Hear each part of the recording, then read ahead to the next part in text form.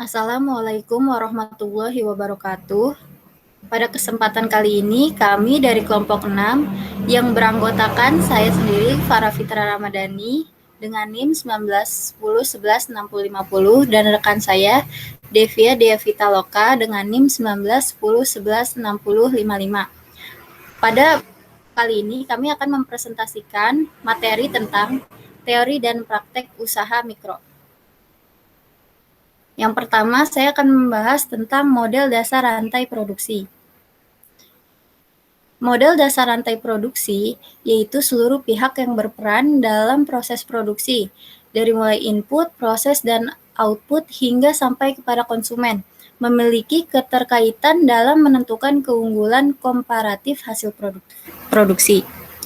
Potter membedakan aktivitas produksi menjadi kegiatan utama, yaitu penciptaan atau pengiriman barang atau jasa mencakup logistik input produksi, operasi, logistik output produksi, pemasaran, penjualan dan pelayanan purna jual, dan kegiatan pendukung mencakup pengadaan, pengembangan teknologi atau research and development, manajemen sumber daya manusia, dan infrastruktur pendukung, seperti sistem perencanaan, keuangan, quality control, dan manajemen informasi. Seperti pada bagian di sini, produksi itu akan menghasilkan margin. Nah, untuk menghasilkan margin ini dibutuhkan dua hal, yaitu primary activities dan support activities. Pada primary activities terdapat inbound logistik, operation, outbound logistik, marketing and sales, dan service. Sedangkan pada support activities terdapat infrastruktur, human research management, teknologi development, dan procurement. Selanjutnya, alternatif program pemberdayaan sesuai kondisi usaha mikro. Pada kondisi yang pertama, area pendukungnya yaitu aktivitas dan efisiensi produksi.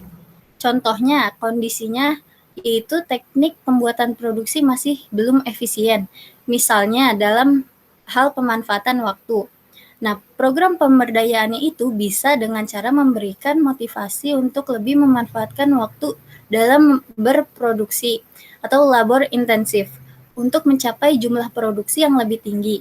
Injeksi modal ke arah kapital intensif tidak memungkinkan. Impact terhadap fungsi produksi tersebut akan meningkatkan N. N itu adalah nilai tambah atau value added. Selanjutnya pada kondisi yang kedua, area pendukungnya itu penerapan teknologi. Contoh kondisinya itu kegiatan dan operasi bisnis masih dilakukan dengan cara tradisional. Nah, program pemberdayaannya itu dengan cara memberikan training skill seperti manajemen keuangan, keuangan keluarga, inovasi dalam menghasilkan kerajinan sehingga lebih berkualitas, dan menggunakan media sosial untuk pemasaran. Nah, impact yang terjadi akan menurunkan F.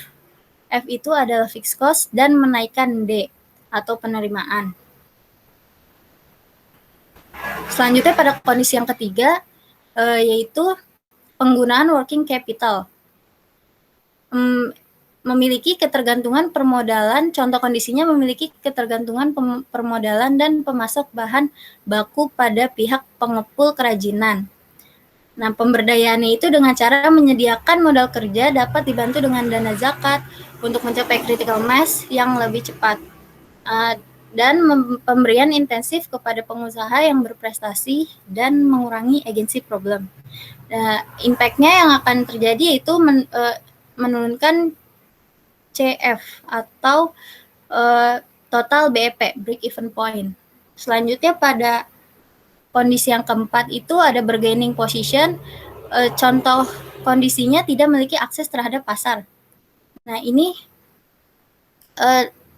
yang bisa diberdayakan itu dengan cara memberi akses pasar yang lebih luas untuk menjual produk sehingga memiliki alternatif target pembeli, mencari supplier alternatif atau raw material alternatif. Nah, dampaknya itu menaikkan D dan menurunkan ABC. ABC itu adalah pembelian bahan baku. Selanjutnya ada integrasi vertikal dalam rantai produksi. Jika dilihat dari bagian yang di sini, itu gambaran rantai produksi ini merupakan sebuah skema alternatif yang dapat dilakukan, misalnya oleh para petani yang mengalami kendala usaha, khususnya dalam hal pemasaran.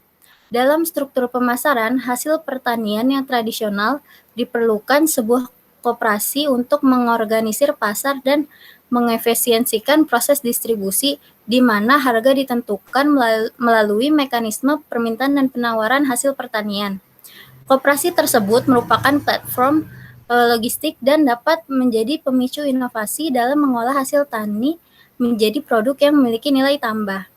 Target utama dalam membentuk strategi pemasaran dalam kasus tersebut adalah mendekatkan hasil produksi kepada konsumen dengan menghilangkan jalur distributor yang panjang. Selain itu, asosiasi petani perlu melakukan edukasi pasar dan berani merencanakan investasi guna pengembangan produk hasil tani serta perbaikan proses distribusi dari para petani hingga konsumen. Usaha mikro untuk mengurangi kemiskinan. Friedman tahun 1992 dalam bukunya The Politics of Alternative Development berpendapat bahwa pengetahuan, keterampilan, dan instrumen kerja juga mata pencarian merupakan aspek penting dalam mengentaskan kemiskinan absolut.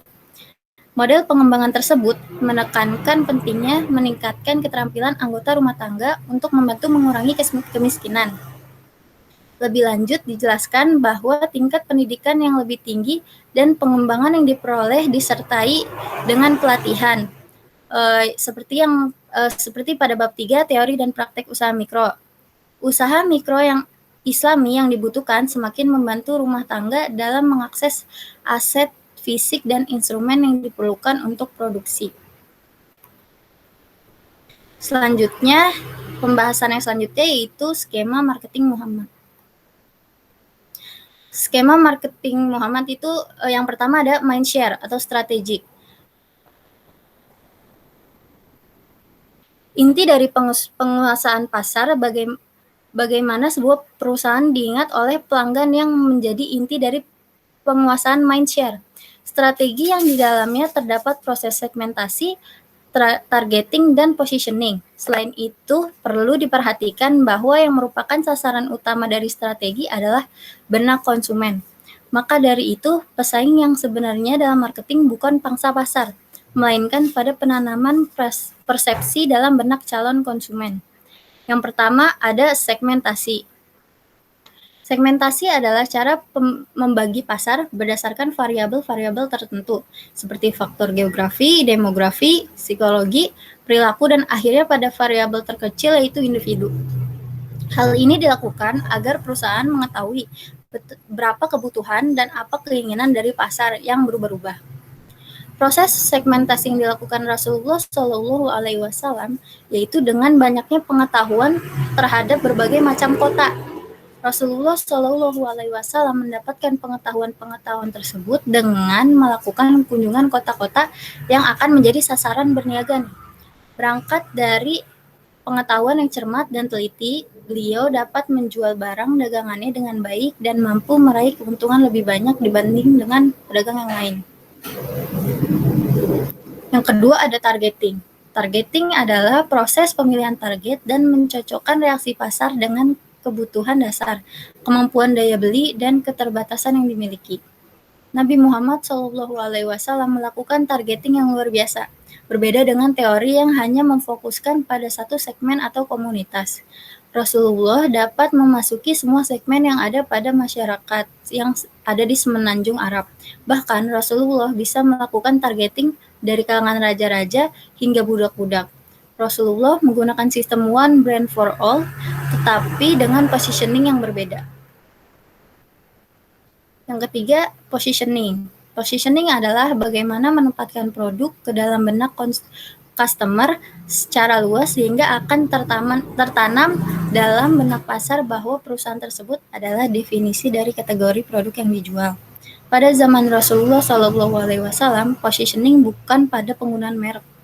Pada masa itu merek diciptakan hanya berdasarkan letak geografis seperti contohnya itu sutra Cina Akibatnya, positioning yang ada lebih condong pada pembentukan personal branding pada diri Rasulullah SAW. Pedagang yang jujur, tanggung jawab, dan integritas yang besar, positioning itulah yang secara terus-menerus ditanamkan oleh Rasulullah SAW sehingga mengakar dengan baik dalam benak mitra usahanya. Yang kedua ada market share atau taktik. Pangsa pasar atau market share adalah presentasi dari keseluruhan pasar untuk sebuah kategori produk atau servis yang telah dipilih dan dikuasai oleh salah satu produk atau servis tertentu yang dikelarkan sebuah perusahaan. Yang pertama ada diferensiasi. Diferensiasi yaitu sebuah pembeda atau bagaimana caranya menjadi berbeda dengan produk atau perusahaan lain. Esensi dari diferensiasi adalah agar lebih dikenal sehingga menjadi identitas diri dari suatu produk tersebut. Cara Rasulullah SAW berdagang berbeda dengan para pedagang Arab lainnya, dan hal ini membuat beliau menjadi pedagang termuda dengan penghasilan yang luar biasa, membawa keuntungan yang berlipat ganda menjadi reputasinya. Bahkan beliau mampu menjalani kerjasama dengan pedagang yang lain. Ini dikarenakan beliau mampu menjalin silaturahmi yang baik di kalangan pedagang. Pembahasan yang selanjutnya akan dibahas oleh rekan saya Devia.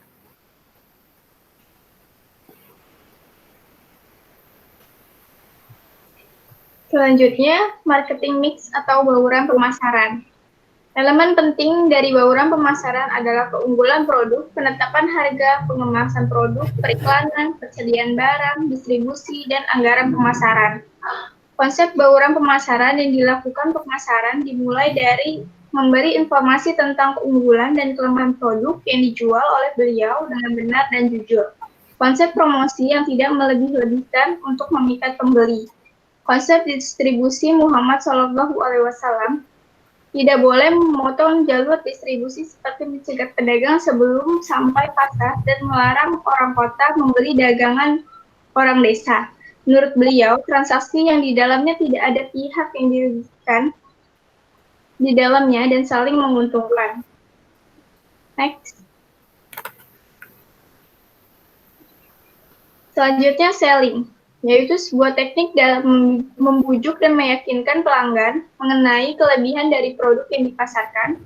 Nabi Muhammad SAW tidak hanya sekedar menjual produk demi keuntungan finansial, tetapi lebih kepada kenyamanan bertransaksi dan pelayanan yang diberikan saat bertransaksi.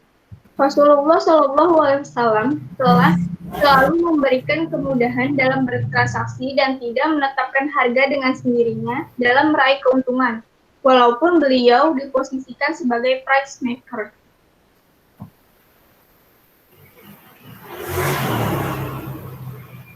Dalam penjualan, Rasulullah SAW berpegang teguh pada prinsip-prinsip pedagang yang ia miliki, yaitu yang pertama, penjual tidak boleh mempraktikkan kebohongan dan penipuan mengenai barang-barang yang dijual pada pembeli. Yang kedua, penjual harus menjauhkan diri dari sumpah yang berlebihan dalam menjual suatu barang. Yang ketiga, hanya sebuah kesepakatan bersama atau dengan suatu usulan dan penerimaan suatu penjualan akan sempurna. Yang keempat, penjual harus tegas terhadap pertimbangan dan takaran. Yang kelima, orang yang membayar di muka suatu barang tidak boleh menjualnya sebelum barang tersebut menjadi miliknya. Yang keenam, Nabi Muhammad SAW dengan tegas melarang adanya monopoli dagang. Yang ketujuh, tidak boleh ada harga komoditi yang melebihi batas.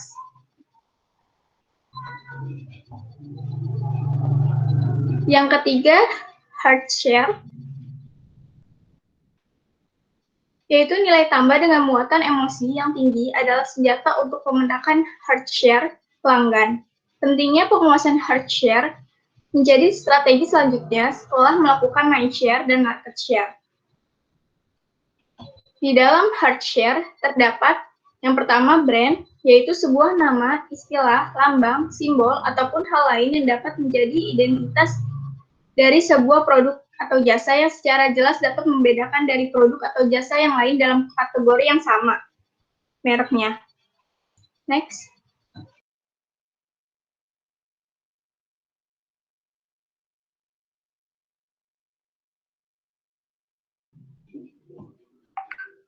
Yang selanjutnya, proses. Dapat diartikan sebagai penganalisaan peluang pasar, pengembangan strategi marketing, perencanaan langkah-langkah marketing yang akan dilakukan dan memaksimalkan usaha marketing berdasarkan langkah-langkah di atas. Selanjutnya, service. Adalah hal mendasar yang dijual oleh para pengusaha, baik itu pengusaha barang, terlebih lagi pengusaha jasa, sehingga dapat dikatakan bahwa dasar dari setiap bisnis adalah service. Dari awal, Rasulullah Shallallahu Alaihi Wasallam telah menciptakan image sebagai pengusaha, lebih lagi dalam kesehariannya.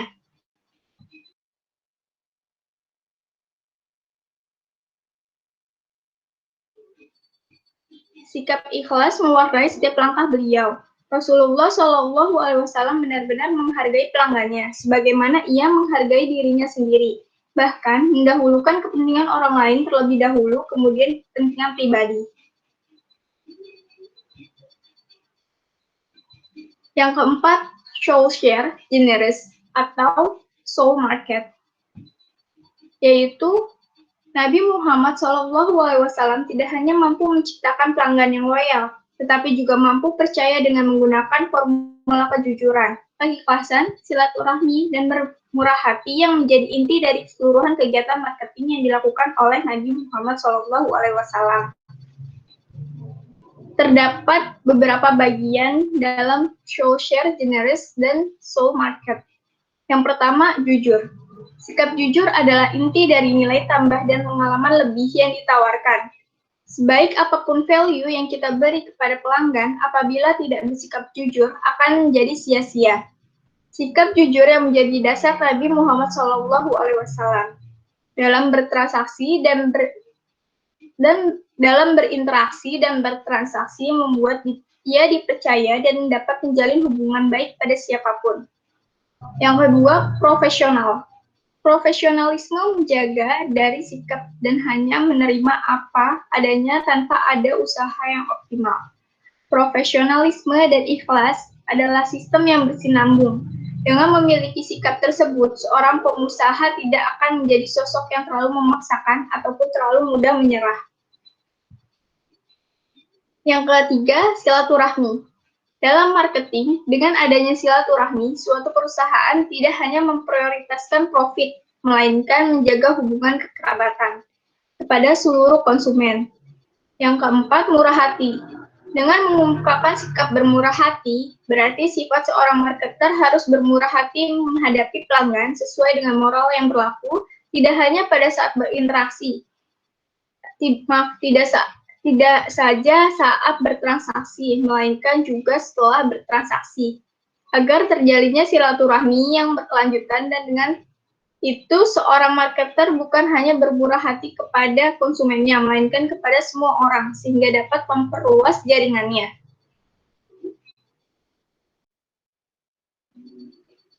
Selanjutnya, saya akan membahas tentang empowerment model. Empowerment atau yang disebut dengan pemberdayaan merupakan suatu upaya untuk membangun sumber daya masyarakat dengan mendorong, memotivasi, dan membangkitkan kesadaran akan potensi yang dimilikinya, serta berupaya untuk mengembangkannya. Berdasarkan pengertian tersebut, maka pemberdayaan UMKM merupakan upaya untuk membangun UMKM dengan mendorong, memotivasi, dan membangkitkan kesadaran akan potensi dari UMKM tersebut, dan berupaya untuk mengembangkannya. Menurut Undang-Undang Nomor 20 Tahun 2008 tentang Usaha Mikro, Kecil dan Menengah (UMKM) menyatakan bahwa pemberdayaan adalah suatu upaya yang dilakukan oleh pemerintah daerah, dunia usaha, dan masyarakat secara sinergis dalam bentuk penumbuhan iklim dan pengembangan usaha terhadap UMKM sehingga mampu tumbuh dan berkembang menjadi usaha yang tangguh serta mandiri. Terdapat 3 model kebijakan yang dibutuhkan dalam pemberdayaan UMKM. Yang pertama, menciptakan iklim usaha yang kondusif atau conducive business climate, sekaligus menyediakan lingkungan yang mampu atau enabling environment, mendorong pengembangan UMKM secara sistemik, mandiri, dan berkelanjutan. Yang kedua, menciptakan sistem penjaminan, guarantee system, secara finansial terhadap operasionalisasi kegiatan usaha ekonomi produktif yang dijalankan oleh UMKM. Yang ketiga, menyediakan bantuan teknis dan pendampingan atau technical assistance and facilitation secara manajerial guna meningkatkan status usaha UMKM agar visible, bankable dalam jangka panjang.